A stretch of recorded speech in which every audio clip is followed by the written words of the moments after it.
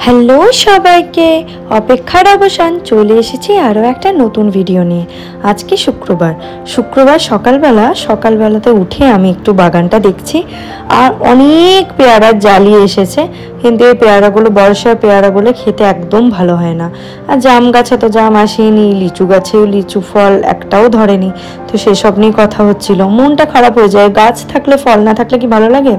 তো একটু পরে আজকে আমরা লাঞ্চে যাব বারবিকিউ নেশনে। কেন যাব, কিসের জন্য যাব, সব কিছুই তোমরা আস্তে আস্তে জানতে পারবে, ব্লগটা দেখতে থাকো। আর এই যে কলা গাছে দেখো পাতাগুলো ফেটে গেছে, কলাও হয়নি। তো মা বলছে নাকি 108টা পাতা হবে, তারপর নাকি কলা হবে। আমি জানি না যে এটা কতটা মানে ঠিক কথা। আর এটা হচ্ছে গন্ধরাজ ফুলের গাছ, 2-3টে ফুল ফুটেও ছিল, এত সুন্দর গন্ধ। অনেকে চাপা বলে, অনেকে গন্ধরাজ বলে, কিন্তু আমি এটা গন্ধরাজ নামেই চিনি। আর জবা ফুল হালকা হালকা ধরেছে এই বাগানে। আর চলো তোমাদেরকে এবার আমগুলো দেখাই। আমগুলো দেখো, আমটা দেখে মনটা খুশি হবে।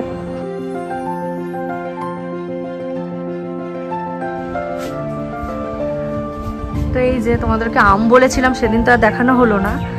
দেখো কিরকম আম, এইখানে কি আমটা ঝরে গেছে? ও না, এটা ভেতরে ঢুকে গেছে। এটা মা আবার একটা গাছ এরকম বেঁধে রেখেছে। এই যে কি নাগমনসা না কি একটা গাছ আছে না, এই গাছটার মধ্যে ফুলই ধরেনি। এই দেখো এই আমটা কতটা বড় হয়েছে। খালি এই আমটা বলে না, প্রত্যেকটা দেখো দেখাচ্ছি। এই যে ঝুলছে, এক সেকেন্ড, এই যে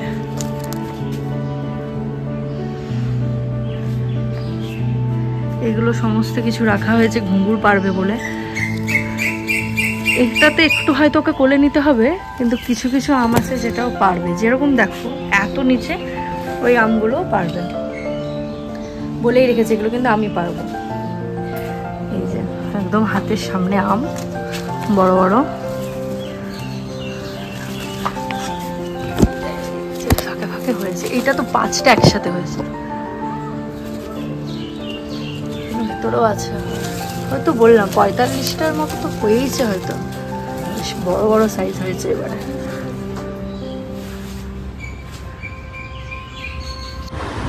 চ কোথায় যাবো আমরা আজকে? কোথায় যাবো? Barbecue nation. তুই এই বিছানাটা গোছানো ছিল, এরকম করছিস? জোরে বলো, কিচ্ছু শুনতে পাচ্ছি। আমি আর বাবা বসে বসে একটা কেক খাচ্ছি। কেক খাচ্ছ তো? কেক খেয়ে একটা বানানা খাও। না, কেক খেয়ে জল খেয়ে বানানা। ওকে ঠিক আছে, যাই হোক, কিন্তু মোট কথা কলাটা খাও। কলাটা খেয়ে নাও, তাহলে পেটটা ভর্তি হবে, তারপর গিয়ে ওখানে খাবে। তুই কি খাবি সেটা জানা আছে? কি খাবি বারবিকিউ নেশনে বলে দে সবাইকে। সেটা তো তোমরা বলবে। না বলো তুমি। না আমি বলবো না, তোমরা তো সবাই জানো যে আমি কি খাই। তোমরা তো সবাই জানো যে কি খাও, শুধু ভাত আর ফ্রেঞ্চ ফ্রাইস, তাই তো? যদি না মাটন খেয়েছো। মাটন ভালো লাগে তো? তো মাটন ভালো লাগে, খাবি তো? একটু ঝাল লাগলেও খাবি, জল খেয়ে খেয়ে হলেও খাবি, ঠিক আছে? চলো তাহলে তোমাকে স্নান টান করাই রেডি করে দিই, ঠিক আছে? চান হয়ে গেলে দিয়ে আমি সুন্দর করে রেডি হয়ে যাব, দিয়ে বারবিকিউ নেশনে যাব। ঠিক আছে, কিন্তু তার আগে কিন্তু ভালোভাবে কলাটা খেতে হবে, পেটটা ভর্তি করতে হবে, ঠিক আছে? ক্রিম লেগে আছে দেখি ছোটে, তাহলে ক্রিম লেগে আছে। চলো রেডি করে। তো ঘুঙুরকে স্নান টান করে নিয়েছি, আর ওর সমস্ত কিছু রেডি রাখছি যে কিরকম কি ওকে রেডি করব। তো ওকে স্নানটা না করালে চুলটা শোকাবে না, আর এই ভালো ভালো ক্লিপগুলো ওকে লাগানো যাবে না, চুলটা ভেজা থাকলে না আর রেডি তো করাই যায় না। আর সব থেকে বড় কথা, পরে যখন শুকিয়ে যায় মুখে পড়ে, তো সেটা আমার খুব বিরক্ত লাগে ভালো করে না সাজালে গোজালে। তো তারপরে আমি স্নান করে নিয়েছি, স্নান টান করে আমি গেছিলাম একটু চণ্ডীদাসে। আমি দেখলাম যে আমার থ্রেডিং করানো নেই, তো থ্রেডিংটা করিয়ে নিই। তো চণ্ডীদাসের এই পার্লারটা থেকে আমি থ্রেডিং করাই, খুব যত্ন সহকারে ভালো করে দেয়। আর যতক্ষণ আমি থ্রেডিং করছিলাম, এই যে ঘুঙুর শুয়েই পড়েছে পার্লারে। ঠান্ডা ঠান্ডা হাওয়া দিচ্ছিল, মানে ফ্যান চলছিল, এসি চলছিল ওই ঘরে, তো হালকা ঠান্ডা লাগছিল, তো শুয়ে পড়েছে। আর এইদিকে কিনে নিয়েছি আমি লিচু, আর ওর হাতে তো যে যখন পায় পটল নিতে যায়, ভেন্ডি নিতে যায়, ঝিঙে নিতে যায়, আলু নিতে যায়, সবাই একটা না একটা কিছু ওর হাতে ধরিয়েই দেয়। ওকে সবাই চেনে, ভালোবাসে সকলে। তো ওকে যাই, এবারে বাড়িতে গিয়ে ফাটাফাট আমরা রেডি হয়ে নিই। তো এই যে রেডি করে দিয়েছি, আর এটা হচ্ছে ওর একটা নতুন ড্রেস। হায়দ্রাবাদ যাবো বলে তো 4-5টা নতুন জামা কিনেছিলাম, কিন্তু আমার তো যাওয়া হলো না। সেপ্টেম্বরে আবার একটা ডেট আছে, মারা যাতে যেতে পারে, মা দিদি শ্বশুর শাশুড়ি সবাই হয়তো যাবে, কিন্তু সেপ্টেম্বরে আমি আর যেতে পারলাম না। ঠাকুর আমাকে আর দর্শন দেবেন না, কারণ সেপ্টেম্বরে ঘুঙুরের মিড টার্ম এক্সাম আছে, হাফ ইয়ারলি।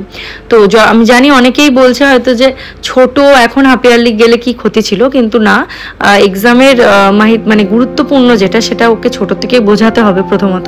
আর দ্বিতীয়ত হচ্ছে ও নিজে পড়াশোনা করতে একটু ভালোবাসে, পরীক্ষা দিতেও ভালোবাসে, ও নিজেও যেতে চাইবে না যে হাফ ইয়ারলি আছে আর আমি ঘুরতে চলে যাচ্ছি। তো যাই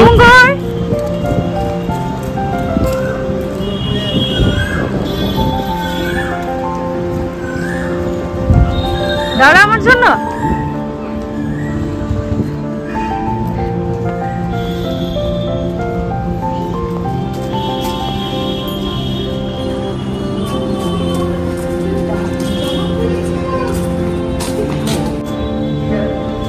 দেখি দেখি, এ বাবু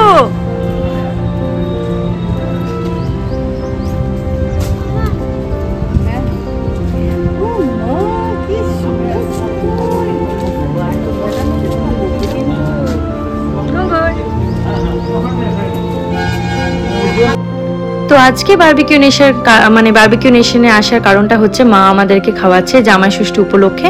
তো প্রথমে তো ইচ্ছে ছিল ভূতের রাজা দিলবর বা পার্বণ কোথাও যাব এবং যেরকম সাজিয়ে গুজিয়ে জামাইদের দেয় সেরকমই করব। মা বললো যে বাড়িতে এবছর ঝামেলা রাখছি না, মায়েরও শরীর না এখন ভালো যায় না, যদিও বা বললাম যে আমি যাবো, দিদি যাবে, সবাই মিলে করে ধরে খাবো, কিন্তু সেটাতে মা এগ্রি করলো না, কারণ তারপরে কিছু বাজবে, সেটাকে আবার ফ্রিজে ঢোকানো, তারপরের দিন বাসন টাসন সমস্ত কিছু গুছিয়ে ঠিকঠাক করে ঠিক জায়গায় রাখা। তো মা বলছে আমার শরীরে দিচ্ছে না, তো তোদেরকে আমি খাওয়াবো, তো তাই জন্য তোদেরকে বারবিকিউ নেশনে নিয়ে যাচ্ছি। প্রথমে ভাবা হয়েছিল যে ভূতের রাজা দিলবর বা যেরকম বাঙালি খাবার দাবার, ভাত ডাল পোস্ত শুক্তো মাছ মাংস, তো সেটা বাবুর ঠিক পছন্দ হলো না। বাবু বললো স্টার্টার্স খাবো, আর মাটন আমি ওরকম লিমিটেড 2 পিস আমি খাবো না, বেশ আনলিমিটেড একটা বাফেট থাকবে সেরকমই যাবো। আর সত্যি কথা বারবিকিউ নেশনে কিন্তু মাটনটা এখন ভালো দিচ্ছে, প্লাস প্রত্যেকটা স্টার্টার্স আইটেম আমাদের খুবই ভালো লাগে। তারপর যে যেরকম খাবে সেরকম পাওয়া যায়, বিরিয়ানি, পোলাও, মাটন, নুডলস সমস্ত কিছু। তো ওই জন্য যেহেতু নাতির পছন্দ, তারপরে ঘুঙুরও বলেছিল যে এমন একটা জায়গা দিদুন নিয়ে যাবে যেখানে আমি অনেক অনেক আইসক্রিম আর কেক খেতে পারবো, কারণ ও তো ওগুলোই খায়, খুব মানে ওগুলোই খায় টুকটাক বেরিয়ে টেরিয়ে।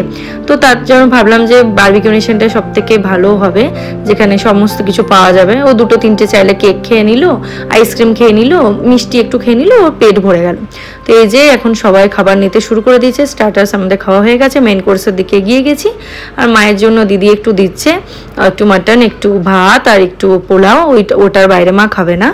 আর এখানে অনেক কিছু আইটেম তো থাকে, আপনারা জানেন যে নুডলস থেকে আরম্ভ করে চিলি চিকেন থেকে বাটার চিকেন সেদিন ছিল, একটা এমনি ফিশ কালিয়া ছিল, মাটন ছিল, পোলাও ছিল, চিকেন বিরিয়ানি ছিল। আর বাদ বাকি খাবারের পর তো কেক আর ওই মানে এখন ওখানে একটা ম্যাঙ্গো ফেস্টিভ্যালও চলছে, যেখানে একটা ম্যাঙ্গো মালাই ওখানে একটা করেছিল, সেটা আমি জিলেবি দিয়ে ট্রাই করলাম, আর সেটা সত্যি খুব সুন্দর ছিল।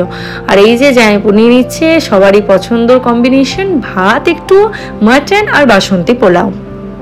বাসন্তী পোলাওটা অনেকটাই ফ্লেভার দিয়ে দিয়েছিল বলে ভালো লাগে না, যেরকম আমাদের ঘরে একটু সব কিছু নিয়ে খাওয়া দাওয়া সেরকম ভালো লাগে। দিদি একটু মনে হয় মিক্সড ফ্রাইড রাইস, একটু বাটার চিকেন এরকম টাইপের কিছু একটা নিয়েছে, আর বাবু এদিকে নিয়েছে বিরিয়ানি, মাটন, জামাইপুর নিয়ে নিয়েছে বাসন্তী পোলাও। তো যে যেরকম ভালো লাগে ওই জন্য ভাবলাম চলো বারবিকিউ নেশনই যায়। আর দিদি জামাইপুর ছুটি পর্যন্ত নেই, আর বাবুর রবিবার দিনকে একটা খুব ইম্পর্টেন্ট ক্লাস আছে, আর বাবুর একটা খুব ইম্পর্টেন্ট ক্লাস আছে, আর তার সাথে হচ্ছে অনিমেষের একটা খুব ইম্পর্টেন্ট ক্লাস আছে।